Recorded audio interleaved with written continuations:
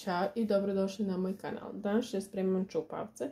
Potrebno mi je 4 jaja koje sam već prethodno razdvojila bilance od žumanjaka. I sad ću da umutim bilance u čvrsti snijeg.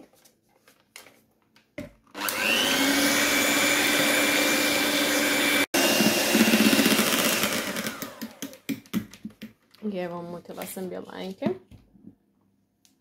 Kada sam umutila bilanjke, sada ću da umutim žumanjce sa 150 g šećera i jednim vanili šećerom. Metlice nisam prala, nema potrebe da se peru od bilanjaka.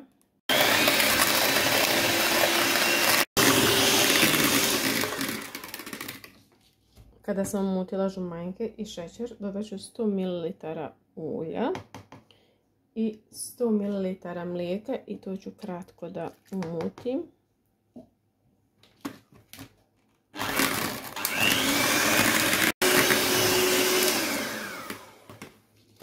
Kada sam to izmutila, sada dodajem 280 g brašna i jedan prašak za pecivo i to ću da umutim.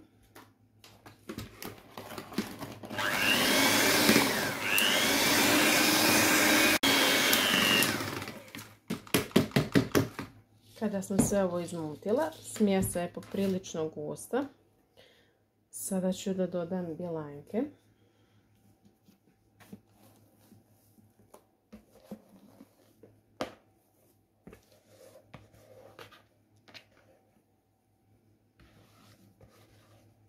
I sad ću to da izmiješam, ali ne sa mikserom, nego sa ovom špatulom.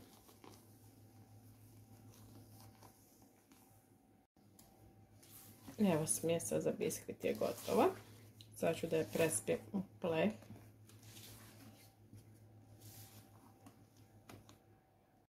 U pleh sam prethodno stavila pek papir. Sada ću da istresam smjesu za biskvit i raspodijelit ću.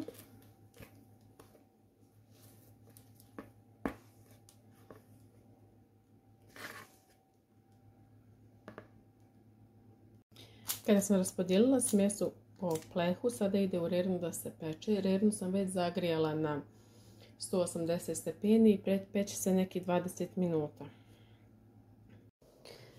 Kora se ispekla, pekla se 20 minuta na 180 stepeni. Sada ću da izvadim i skinem pek papir i ostavit ću da se ohladi.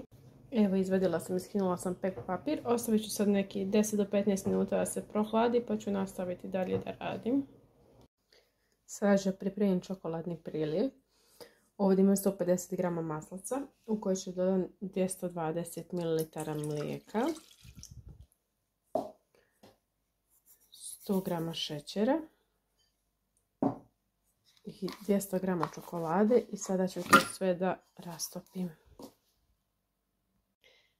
Dok se čokoladna glazura rastopi, ja ću da isječem biskvit na kockice. Prvo ću da odsječem ove krajeve ovako.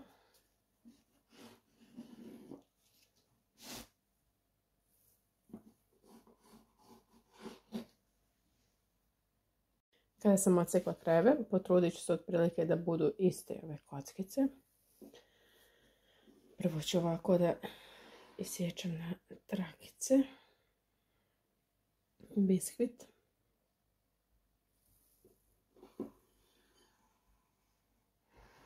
Znači za širinu noža otprilike sječem.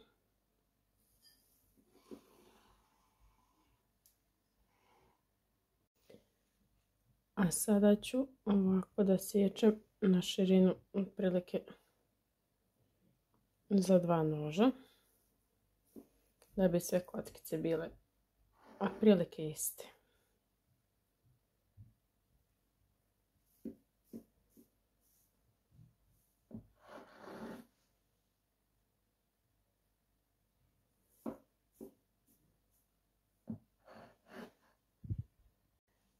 Biskvit sam izrezala, glazuru sam rastopila, pripremila. Ovdje imam oko 200 g kokosa i sada ću da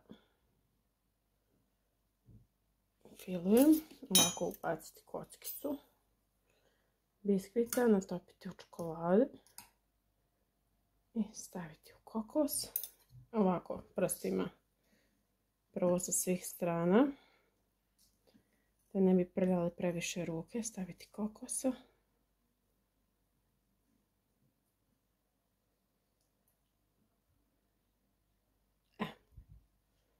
I redati na tacnu.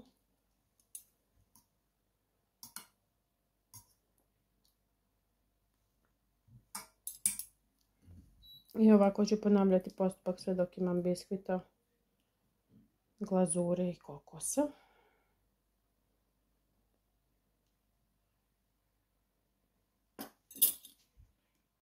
Evo, ja sam završila čupavce. Poslužila sam ih.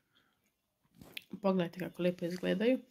Jedan sam čak i razrezala da vidite kako izgleda. Jako su mekani, sočni, ukusni su.